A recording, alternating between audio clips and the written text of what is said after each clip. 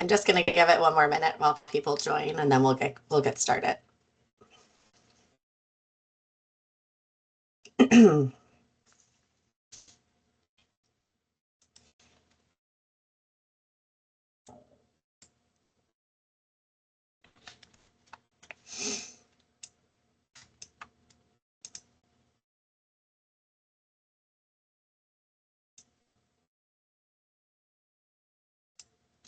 All right, well, I'll get us started. Good afternoon, everyone. Thanks for joining us today. Um, we're going to really dive in to animal per diem rates and talk through the transparency, compliance piece, cost recovery, and all things related to the calculation. Brief overview of the agenda.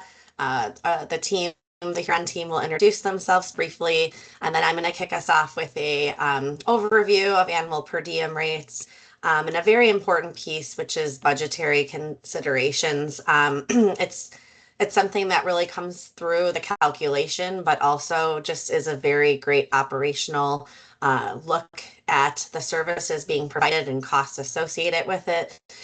Things to consider when thinking about where you guys are at within your per diem rate calculation cycle. We will talk about a model that we've created and an overview, which really mirrors the approach to the per diem rate calculation, the time and motion study, and which is a very important piece. And then the calculation itself. We will have time at the end for Q&A. Feel free while we go through the slides. If you have questions, you can put them through the Q&A or the chat, and we will answer them and allot some time at the end of the presentation.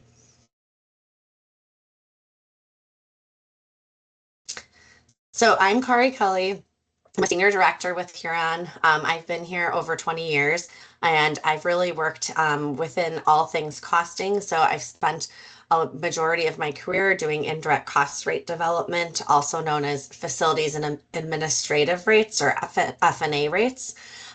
With that, I've done a lot of work with fringe benefits, service center rate development, and then this animal per diem rate calculation that we're here to discuss this afternoon. Hey everyone, my name is Neil Villani. I'm a manager at Huron Consulting Group, and like Kari, I've been in the research admin space for around 8+ years now, primarily in the costing world, starting with those indirect cost rates, fringe benefit rates, service center rates, as well as animal per diem rates and animal operations. So excited to kind of walk through this deck with y'all as well. Hi, everyone. I am Michelle. My background is a little bit different. I have been with Huron for about 3 years now on the costing team, doing all the same things as Kari and Neil with the indirect cost rate calculations, fringe benefit rates, and animal per diem rate calculations. But prior to that, I worked at a higher ed institution for about 15 years. And one of my main roles was to oversee the service center compliance and rate calculations. So that included the animal facility. So looking forward to sharing a little bit of both sides of the lens with you today. Autumn? Hi everyone, my name is Autumn Tennis. I've been with Huron for about 3 years now, and focused in the same areas as my colleagues: animal per diem rate setting, indirect cost rate calculations, and some more broad financial cost analyses for higher ed institutions. Excited for the opportunity to talk with you all today. All right, so to kick things off, just to give us, because obviously we can't go around and do introductions of the whole group here this afternoon, we'll just get a polling question going to just get a feel for when's the last time your institution calculated or recalculated per diem rates. And this is just helpful for us to gauge the audience. Is it something you've done recently in the last year or two? Has it been 3 to 5, over 5 years? Not sure if you guys have done one, or it's something you've never been a part of or your institution hasn't done to date.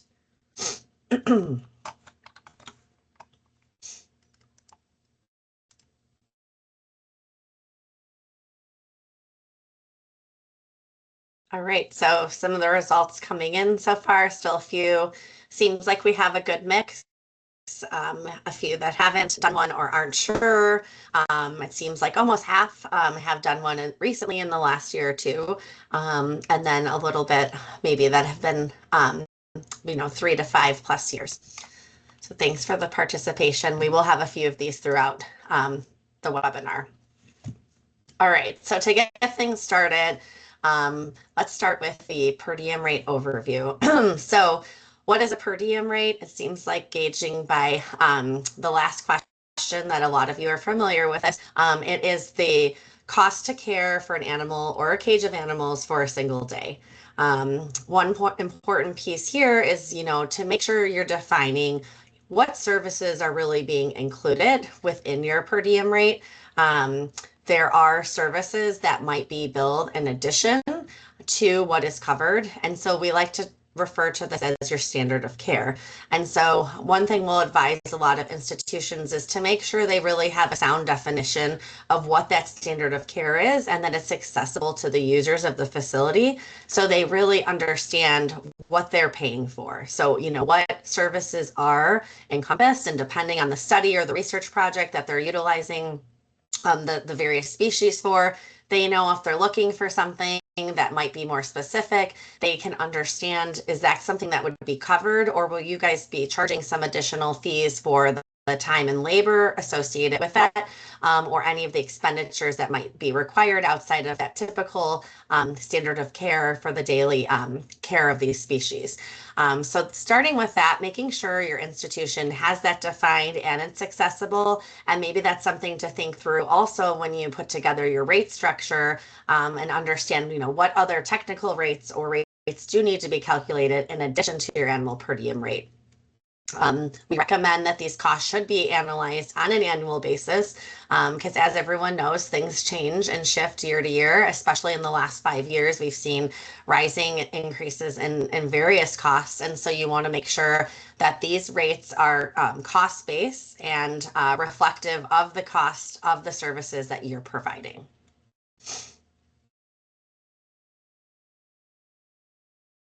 So what is included in the standard of care? So as I talked about, making sure that this is clearly defined.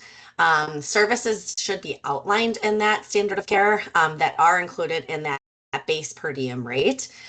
So typically that would include your standard husbandry, feed, bedding, routine health checks, cage wash, any services mandated by the facility species, specific operation protocols, anything specific, as I was saying, that might creep into addition of like your standard. If you have a study and they're requesting a specific kind of bedding, that might kind of creep outside of that standard of care or what would be considered part of that per diem rate. Services exceeding the standard of care are excluded from the per diem rate calculation. So that's an important piece too. Anything that you are direct billing for or billing in addition, you want to make sure you are carving that out of your calculation. So if it's being billed separately, you're not double recovering that. So something like a technical service or surgery, pathology, or specialized husbandry requests are all things that might be an additional charge. When looking at the per diem rate overview of the calculation, the goal of the overall calculation is to really calculate a break-even rate, right? So if you were to go out and charge exactly what it's costing you to provide the services defined in your standard of care, this is what that rate would equate to. What we will see, and institutionally, you probably know, there's a lot of variation there. So you might calculate a rate that is a lot higher than what you're actually charging, which leads to a subsidy. And there's various reasons for that and various differences, and we'll talk through some of those today. But you still want to know operationally, what does it cost? What's the true cost of providing those services? And then, it could be that an institution did this study 20 years ago and then just continue to kind of increase that rate, by X%, but really hasn't gone through and done that like cost-based rate. When you're looking at the rates, there's what we call direct cost centers and support cost centers. And so direct cost centers are defined and they're any cost that can be directly allocated to a species through the expenditure detail. So it could be husbandry. I know it can vary from one institution to another. Really, it comes down to how closely you're tracking some of those expenditures. I know we've partnered with one before where they were actually using an expense identifier to anytime they could attribute, any type of expense, because you'll see like supplies that could encompass, a whole bucket of things. But they were actually tracking things, and it's not always doable, but when it is, you can direct assign costs, because that's really the goal. You want to know what that individual species is costing your institution. And so anything that's direct assign. More likely, there are a lot of functions and costs that are going to fall into the support cost center. So when you think about general administration, animal health care, cage washing, these are going to be costs that must be allocated based on various metrics, and they're not something that can be direct assigned.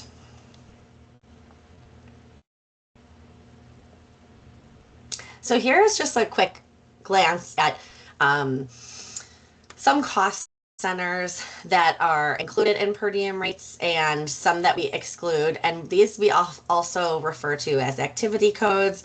A lot of these are outlined in the CARS manual, which we will talk a little bit about.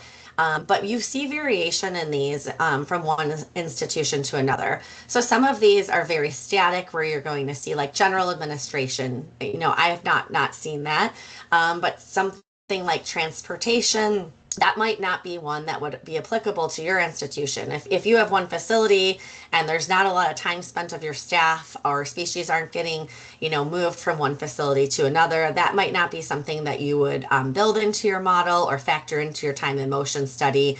But here, looking at, some of these basics: animal health care, animal husbandry, cage wash, enrichment, facility maintenance, as I mentioned, general administration.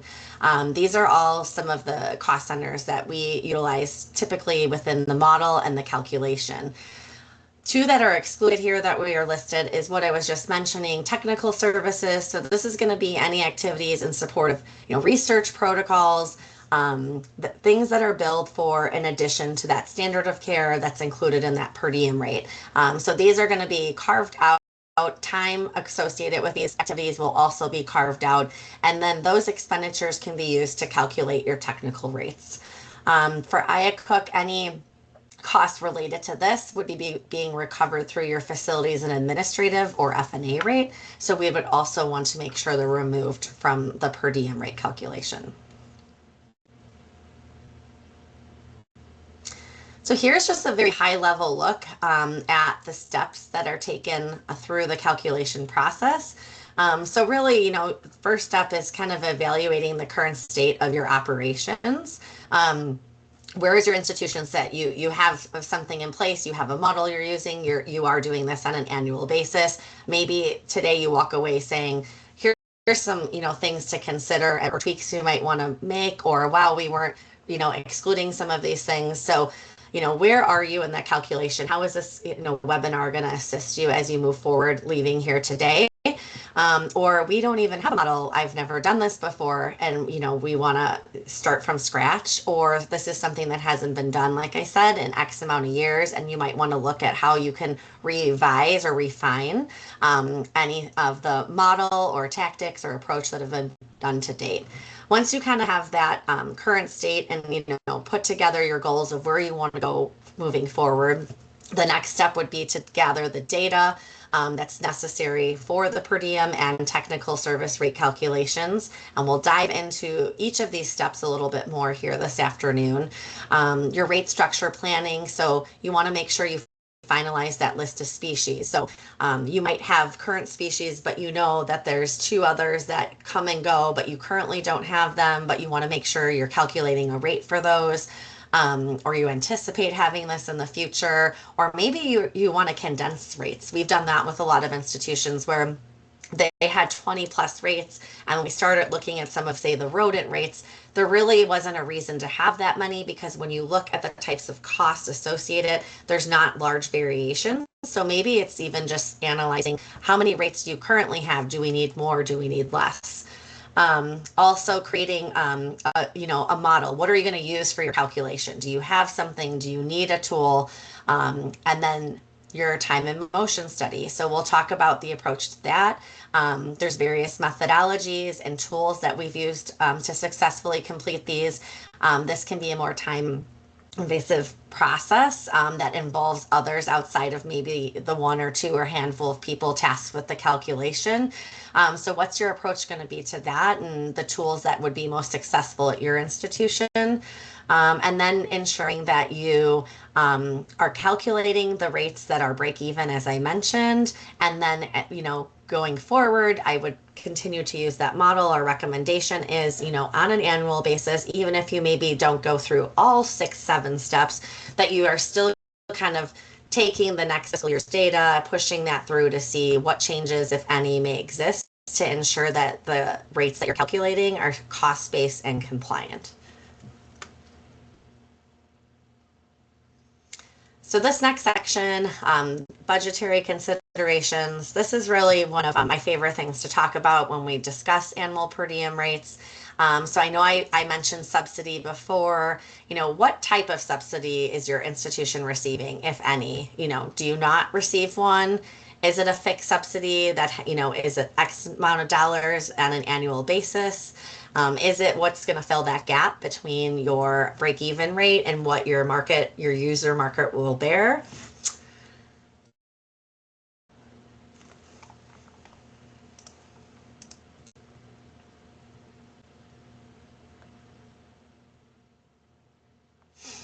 So it looks like we have a mix of, it seems that everyone that has responded a little bit maybe are not receiving a subsidy to date, but the majority have some sort of a subsidy. Looks like mostly annual and some fixed and break even. Followed by another question: how successful is your institution at implementing annual per diem rate changes? So you do update your rates on an annual basis. You haven't raised rates or aren't intending to do that for various reasons. You're always intending to raise them, but it never gets fully executed, or you're not sure.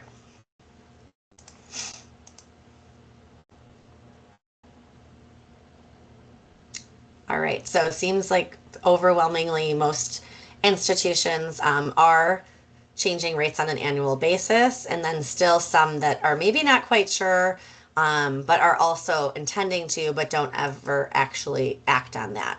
And I'm sure there's various reasons for why that's not getting fully executed.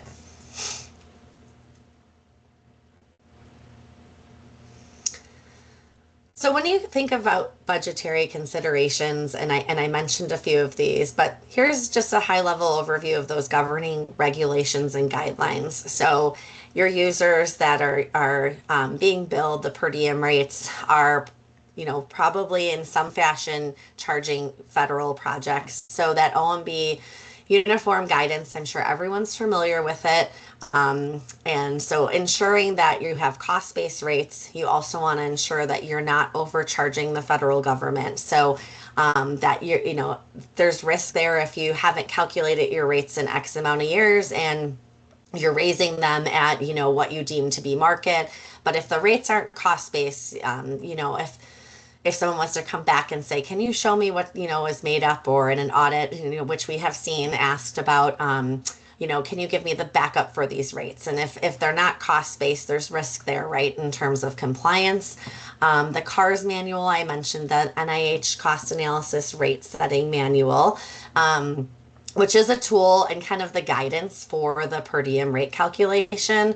The tool and model that Huron has developed to utilize for calculations is derived from this manual, and we mirror a lot of what's outlined there, and have adapted a lot of that. I know we were just presenting about this, and somebody asked the question of, do we consider the manual to be outdated? And I would say probably. I know there hasn't been a new version since I've been working with it, but it's definitely something you'd want to familiarize yourself with and make sure you're following and implementing in your calculation. And then really your institutional policies. So, what guidelines does your institution have to define costing and rate setting procedures and ensure that the rates that you guys are calculating and charging are consistent with that and align with your institutional policies? So why calculate per diem rates? And so when we've partnered with institutions, it's really been a variety of how we get engaged to kind of work with them on the rate calculation. So one piece that I mentioned is compliance. So having those cost-based rates that align with your operating costs, and ensuring, specialized service facility compliance. There have been instances where we've seen, audit requests, and so we've been brought in because the rates hadn't been calculated and they're responding to an audit. We've also seen more proactive, or even within an institution, there might be a committee that you have to submit your own rate calculations and have those reviewed. And it's maybe been asked for this to be, we need some type of a more detailed calculation. And we've worked with institutions on that.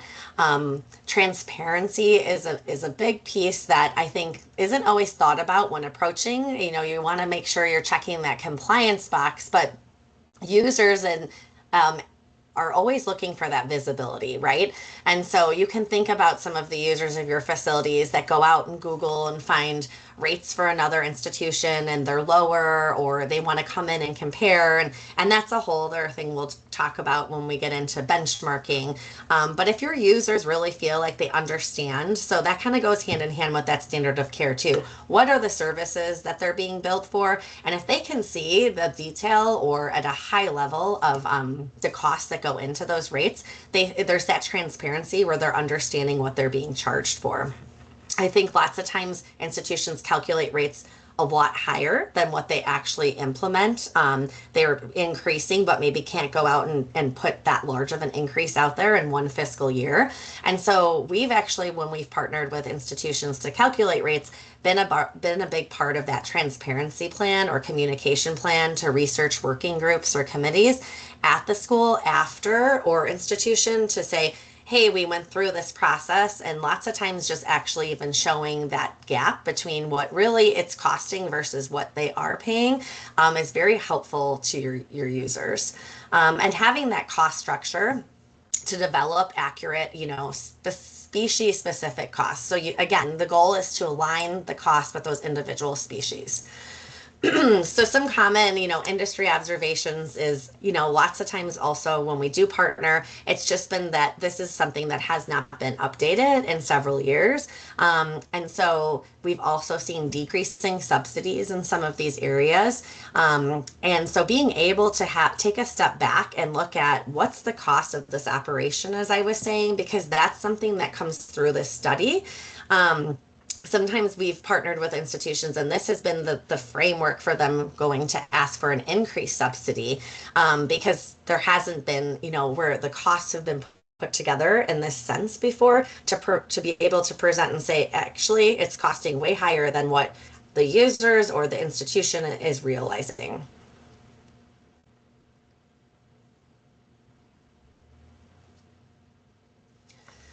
So some of these benefits, so expense allocation. Which animals generate abnormally higher operating expenses? We have seen this. One that comes to mind is finches, I think, at an institution years ago, where the rates are really not reflective. And so when we talk about the cost-based rates and as at the facility level as a whole versus the individual species, we have seen that going through this study, sometimes there are not all of the rates are so much lower than they should be, but certain species really need to be adjusted. And a lot of times it comes into expenses, but more so the labor and the time that's being drawn. And so that's where that time and motion study comes into play. And then which rates may need to be a subsidized amount to remain competitive. So there we go again with that. You might calculate X amount of dollars, but you're not ever really charging that full rate. And to take one more step back too, is that, when we do these rate calculations, if you were to fully burden those rates and really bring in even space related costs or depreciation, we have modeled this many times, but anytime we do that, the rates just skyrocket. Because obviously your market's not going to bear, and you have to remain competitive or to meet that research goal within your institution. But really understanding what subsidy is required and what individual species may require more of a subsidy. And then the resource allocation. Through that time and motion study, you really get a good feel for within your staff where their time's being spent. And ultimately, you're tracing basically the origin of each dollar recovered by a species, and allowing a more accurate budgeting based on this projected census day. So you really are looking at your resources, where their time spent, the subsidies, and expenses.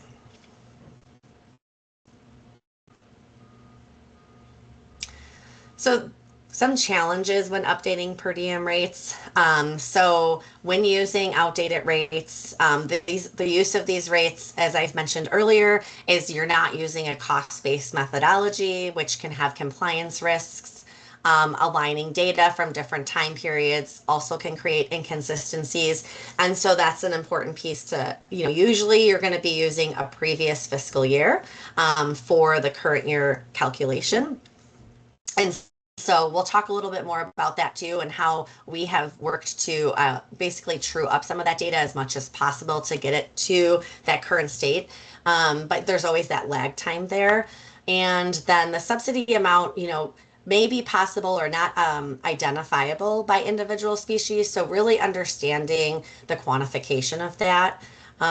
Data collection sometimes, because if this is the first time you go through this process, you maybe have not collected the data in this manner or looked to actually track some of the things that would be useful. And these are things that can, continue to be refined as you move forward in doing future rate calculations, but really understanding what data exists and maybe how you might want to have data in the future that was not available at that time. And then the labor that's involved, right? It's an effort to go through this process, especially when you talk through the time and motion study. So determining rates to charge. So the true costs, as I said, also known as that break-even rate, is the true cost for individual species. And so that's going to give you that rate justification. This is what it's costing our facility to provide the services outlined in that standard of care. Peer benchmarking. So utilizing peer benchmarking to understand market ranges. And I know that's like the first question we get on most engagements is, okay, do you guys have benchmarking? And there's a lot of considerations with benchmarking. We'll talk a little bit about those, but you do also want to make sure that you are checking that box when you are, implementing your rate structure. And how does that align to your peers? Understanding your subsidy. And, where does that need to be applied? The variance that might exist there. Do you need to subsidize individual species? And then future rates. And so when you're looking forward, what things cost increases do you anticipate? One I had mentioned was when we're using a previous fiscal year data, you may already know merit increases that are being implemented for the next fiscal year. So that's something you can maybe take and apply.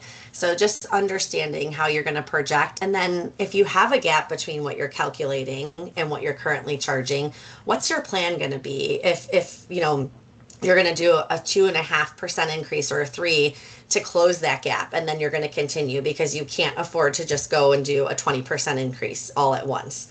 That being said, with the rising expenses, we have seen the largest increases in rates that I've ever seen in the career of myself working on these in the last 2 to 3 years.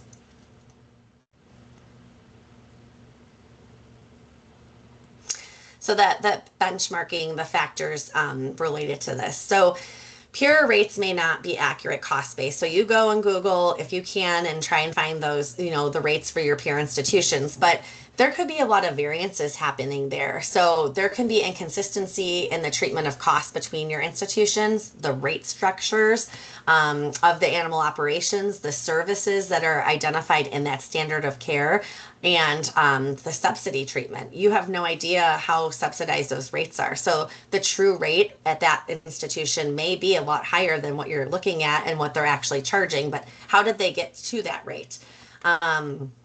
Or they could be rates that, are very outdated and have just also been. So really, our approach to peer benchmarking and when we aid with this is, you really want to try to have outreach to not just Google and look at that number, but if you can understand how they got to that rate, because there probably is a gap between the true cost at rate and what they're charging.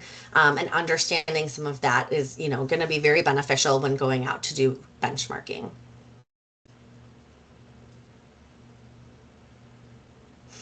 So a quick summary before I pass this off. You know, when thinking of just the overall approach to per diem rate calculations and just, operationally what you could gain from going through the calculation is, compliance and aligning with the CARS manual and maintaining alignment with uniform guidance and your institutional policies. The challenges that, it anticipate labor intensive data collection. Again, if this is the first time or the first time you're doing this in X amount of years, the pure benchmarking. So that could be a little bit bigger of a lift. Like I said, you could go out and Google, but then when you're comparing to really compare apples to apples, you'd really need to understand the data that's behind that rate calculation. Subsidies, and that's a big one to consider, how they're applied by one institution versus another, and employing, them as a strategic tool when calculating rates that are exceeding market ranges. And so we've seen with institutions where the subsidies are maybe, there's a handful of rates that really require a larger subsidy than others. And then, benefits, really having that standardized cost structure, to facilitate your rate structure setting and to calculate per diem rates that are transparent to your users and also compliant. So I'm going to pass this over to Neil, who's going to dive in a little bit deeper and talk more about the model. Thanks, Kari. All right, so we'll kick it off with two poll questions. The first one is, in the last 2 years, on average, how much did you increase your rates? Did you have an increase? Was it around like 1 to 3%, 3 to 5%, a little bit higher, 5 to 10, or greater than 10, or are you unsure? Like Kari was mentioning, we've been seeing a lot more increases over the past couple of years. A lot of institutions and animal centers are really evaluating how much these kind of animals cost and what they can really handle year to year. So it seems like the majority is around that 3 to 5% range, but we do have some a little bit greater as well as lower. So thank you. Our next poll question is, for those who use a model to calculate the rates, what do you do? Do you use an Excel model?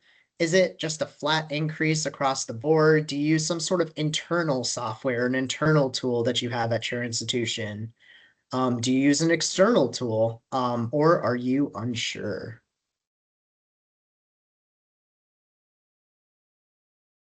In this section, we'll kind of talk about the ways or the data that's necessary to calculate rates, but just interested to see what people do currently. So seems like here, majority of y'all use an Excel model, as well as some flat increases and some internal tools as well. And then a few of y'all are unsure.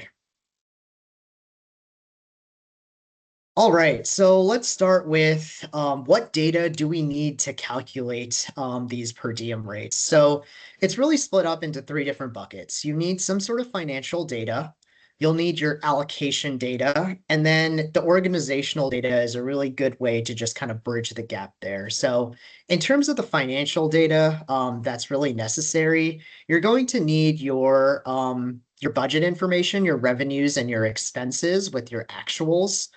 You're going to need your current per diem rates that you're currently charging. If you haven't calculated them before, it's really thinking about what species do you have or what species are you planning to have. You're going to need your payroll data by employee and job title. It should tie back to your expenses level details. And you're really going to want to detail all of your operating accounts and your expenses. You want to know what does it cost to take care of these species for your institution or for your center. In terms of your allocation data, you're going to need to know your census or your care days that you have currently.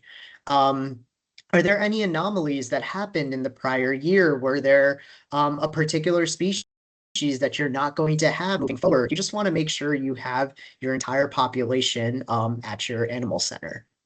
You're going to need some sort of time or motion study to allocate some of your labor costs. We're going to have a whole section on that, so I'm not going to go into too many details here. And then if you do get charged some sort of square footage rate, you want to know your square footage of your facility, the amount of centers or campuses that you have that are kind of housing these animals.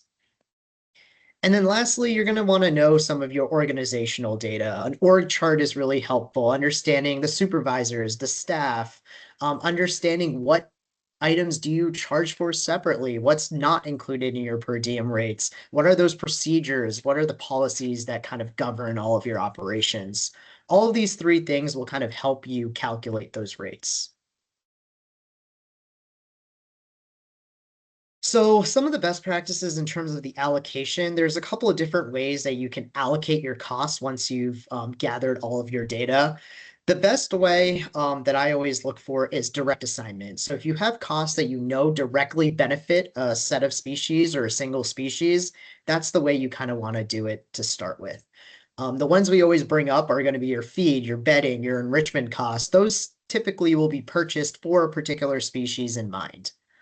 If you have some overall general costs, so some of your facilities costs, you might decide that they benefit the entire subset of species at your institution or at your animal center.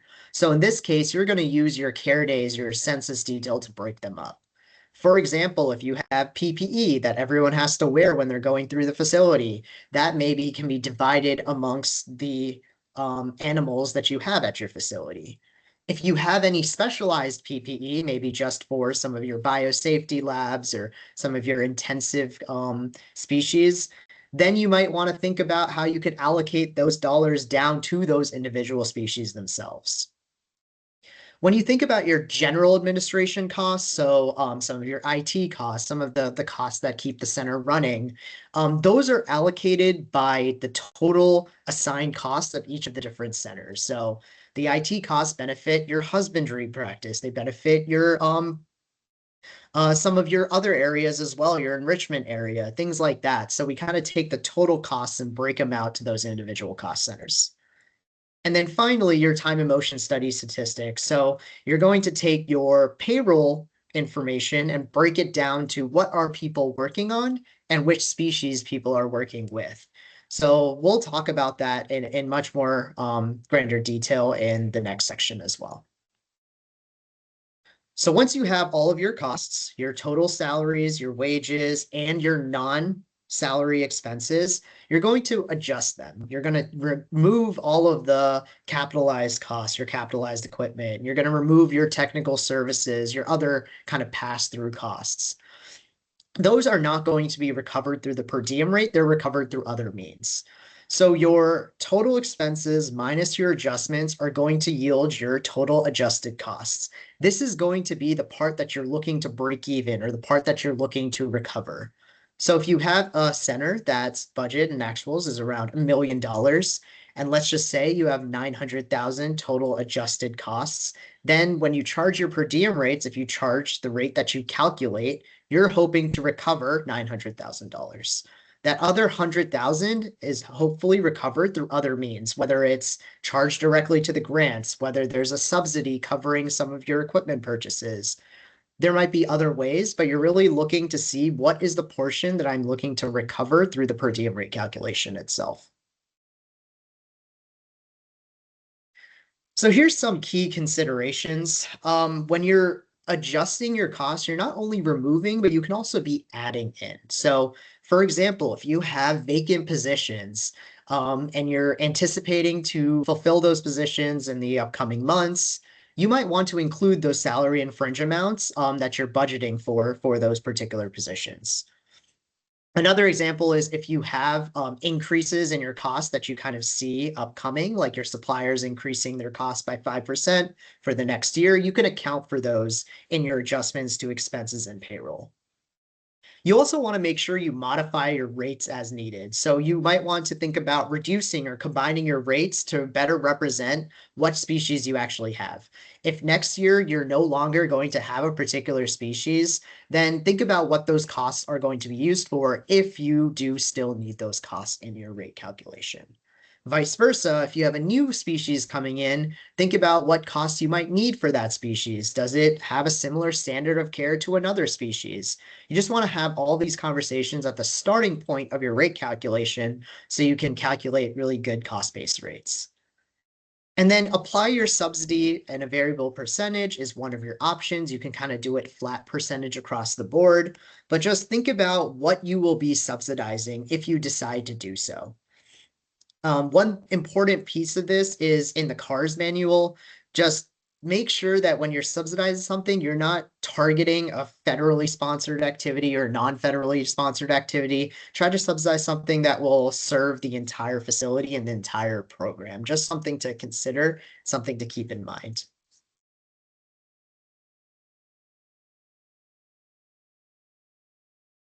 So with that, I'm going to hand it off to Autumn to really talk about what I've been mentioning before, the time and motion study, which is a really big allocation methodology for the payroll-related data. Thanks, Neil. All right, we're also going to start this section off with 2 poll questions. The first being, when was the last time you conducted a full time and motion study? Have you conducted a time and motion study? And if you have, was it more recently in the past couple of years, or was it a longer time period ago?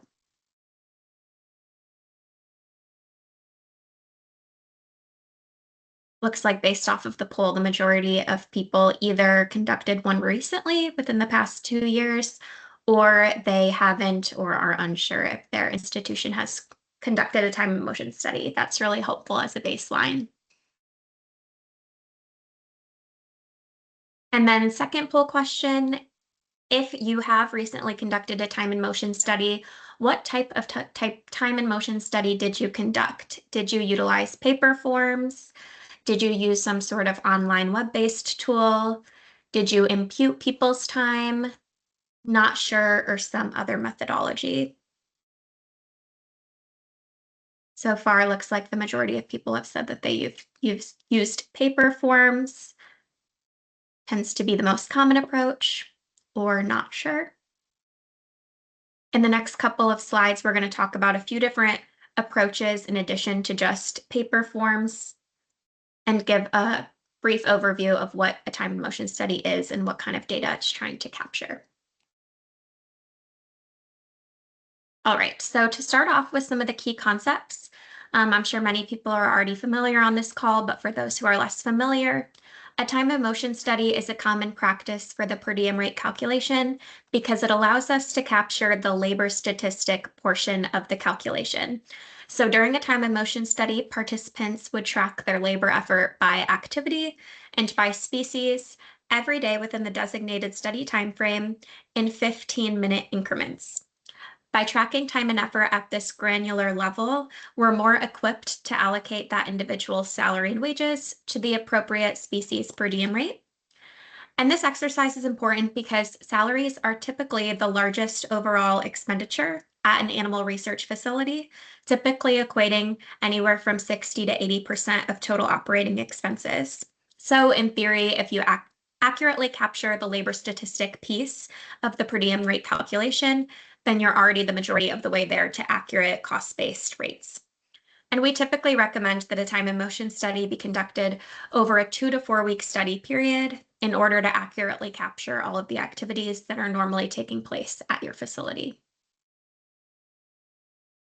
So a couple of other key concepts. First, who needs to be involved when conducting a time and motion study? We always recommend that institutions strive for 100% participation during their time and motion study, which would include participation from all personnel, including those who hold administrative positions, as well as your veterinarians. While this is a labor-intensive process, especially if everyone at the facility is participating, it is what's going to drive the most accurate results for the purpose of rate setting. Next is, when should a time and motion study be conducted? While easier said than done, we always recommend that a time and motion study try to take place during a period of quote unquote normal operations. So trying to avoid holidays or any time periods where a lot of people might be out of office. It may also be worth considering avoiding time periods where you may have an annual ALAC site visit or some of those other one-off events that may skew the results of a regular workday. That said, it's also important to recognize that some irregular activities may be inevitable during your study time frame. You may have a colony outbreak or some sort of other unplanned thing that disrupts typical operations, which is why ensuring that you're always QCing the results of your time and motion study is always important, as well as a longer study time frame is always going to be helpful for yielding the most accurate results if some of those one-off activities occur. And then lastly, the how. What is the best approach for administering a time and motion study at your facility? We have two different main options that we will talk through today. The first being a traditional time and motion study, which is that 2 to 4 week study where staff are tracking their time in 15-minute increments. On the other hand, we also will discuss briefly what we call an imputed method, which is where time and activity is discussed among supervisors and managers. We'll dive deeper into this on the next couple of slides, but regardless of what option you decide, again, we always recommend that there's a good amount of QC of results so that you know that the data that's being captured is reflective of typical operations. So the next couple of slides dive into the how to conduct your time and motion study and which methodology is going to work best at your institution. So we typically distinguish between two different types of studies, first being traditional and second being imputed. For a traditional time and motion study, like I mentioned, that's when your staff is going to be in 15-minute increments tracking their time and activities. This is the approach that's going to yield the most accurate results. And while it is more time intensive, it is going to provide you with the most precise data output. If you do go with a traditional time and motion study, there are two main approaches that we'll dive deeper into on the next couple of slides. First being a paper-based approach, which is what I think the majority indicated that they do in their poll. This is when individuals would physically write down the time and activities that they're doing in their typical workday on a piece of paper, and then that paper form would later need to be converted to a digital platform for the rest of the calculation. This is going to be a good approach if the majority of your staff does not have access to some sort of mobile device, tablet, computer to complete an online survey tool. However, it does tend to have more of an administrative lift due to that manual data transfer of paper forms to some sort of electronic format. There's also a digitized approach that we've been helping institutions with more recently. This is when individuals will track their time and activities within some sort of online survey tool. This is going to be a good approach if your staff does have access to technology, alleviating some of that administrative burden of transferring data from paper to digital. If a traditional time and motion study is not feasible at your facility, you may choose what we call the imputed method, where leadership or supervisors impute time and activities on behalf of their staff for a typical workday. This approach might not be as accurate as a traditional time and motion study, but it can save time. Keep in mind that a supervisor's perception of time and activities may not be truly reflective of the actual time that technicians are spending on their tasks. It's also easier to miss or overlook certain activities through this approach that might not be happening as regularly, for instance, transportation from one facility to another, or some one-off direct billed services. So a quick example here of what a paper form might look like for your time and motion study. This example is really coming straight from the CARS manual. Individuals would put their activity code, so animal husbandry, cage wash, and then the species that they work with throughout the day. And then again, they would turn that form into their supervisor or administrator after their workday. And then that would then need to be transferred into some sort of electronic format, especially if your institution is using something like an Excel model to calculate your rates. And then a little bit more of a modernized approach that we've been using recently is leveraging some sort of online survey tool, whether that be a Microsoft form like the one in this image, or some sort of other advanced survey tool.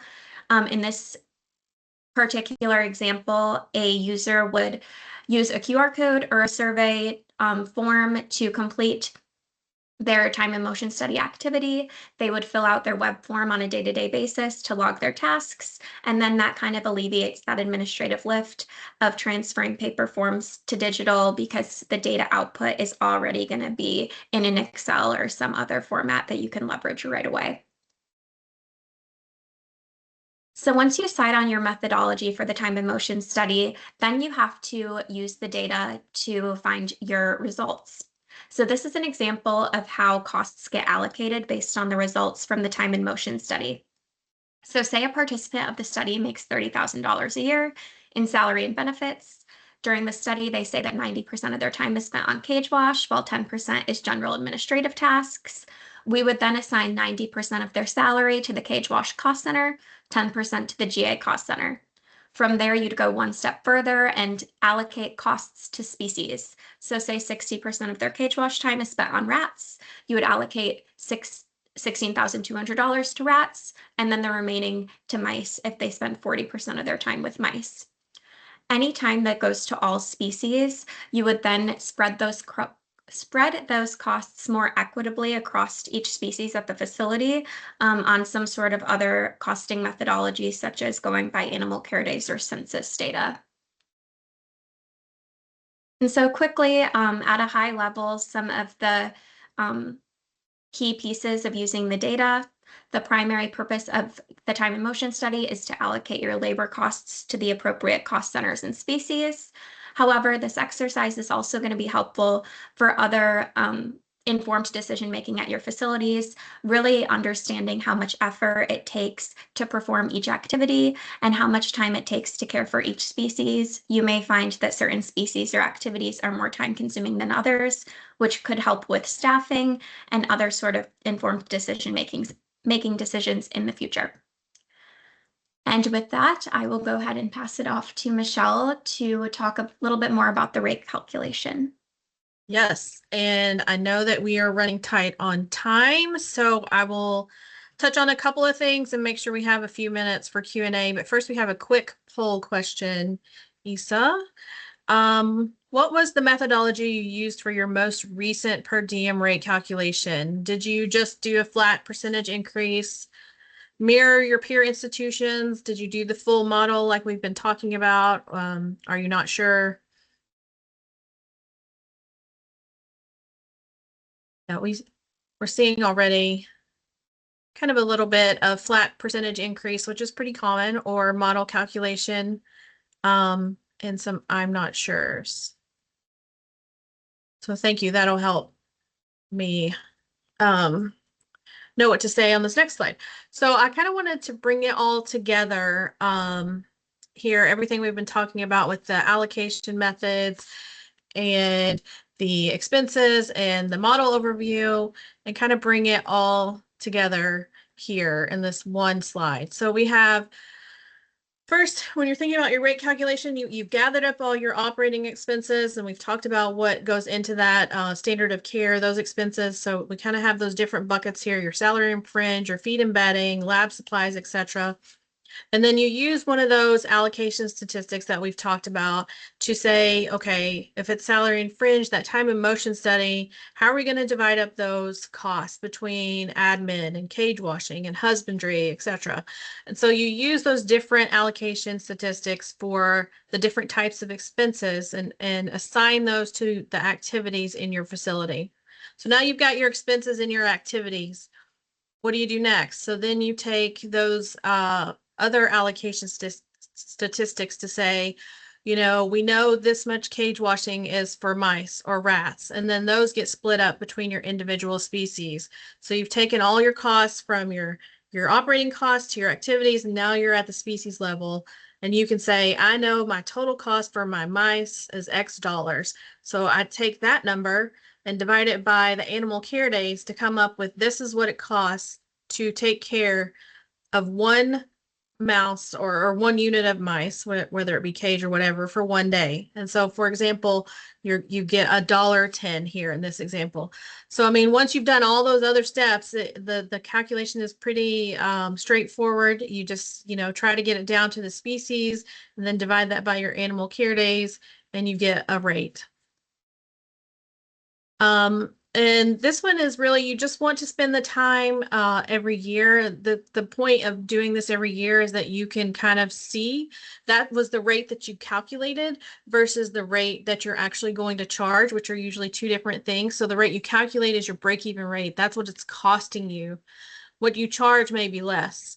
But more and more facilities are trying to get those two aligned and closer. So if you do this every year, you can start projecting out, your costs are going to increase 5% every year. So if you go ahead and plan to increase your rates 5% every year, you can get to that point where you're catching up to getting your actual cost, your break-even cost to what you're actually charging.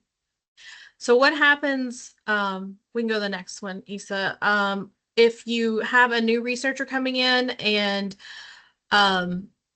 you don't have a rate for that species yet, it wasn't part of your time and motion study, it's a brand new species, never seen it before. One concept that you can do is create a provisional rate, and you can do that by, is it similar to a species that you have currently? Can you kind of base it off that species that you have currently? Benchmarking is another way, and we always say use benchmarking as a baseline, to see if what you're calculating is close to what other places are doing, but you'll never know if the parameters behind the scene are the same when you're benchmarking. But it's a good way when you have a new species to kind of see if what you're calculating is close.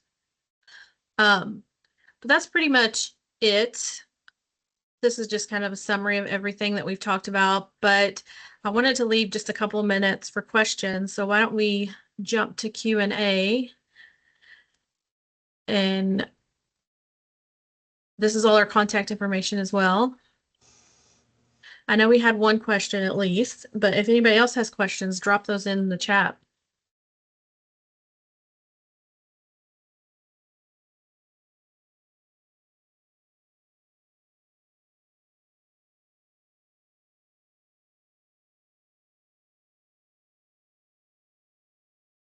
We had the one question from Peter about standard costing or unit costing.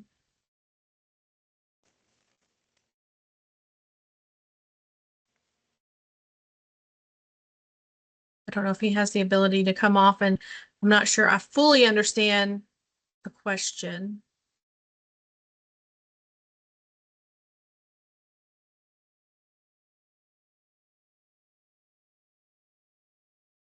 I think we can maybe circle back after to make sure we fully understand that question if there's not the ability.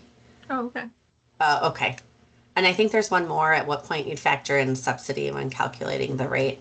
And Neil, Michelle, others can chime in. I'd say, I mean, we usually ask at the starting point just to understand when we're looking at all costs that go into. But when we are looking at, the rates and maybe if you're subsidizing one versus the other, we typically do that as like a final step once we get those rates fully calculated.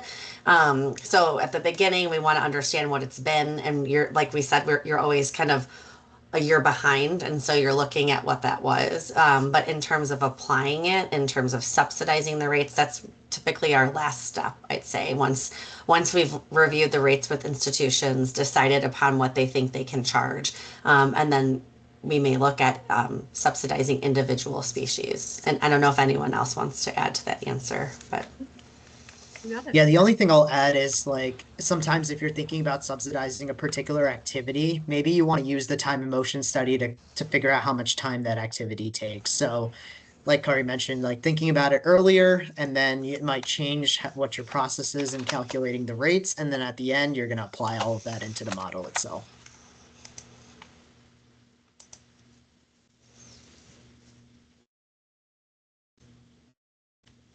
Of course. Anybody else? Well, here's our go ahead. Oh, I was just gonna thank everyone for their time. I was going to say our contact info is here too. So if you think of a question after this, you can send us an email, and we'll also send out the materials and link to the recording when it's available as well to everyone who attended today. And yes, as Michelle also reiterated, please feel free if you have questions after you walk away today and really kind of digest the information further. We're happy to answer them, and we'll share all of this so you guys will have our contact information moving forward. Thank you guys for your time. Thank you, everyone. all. Thank you.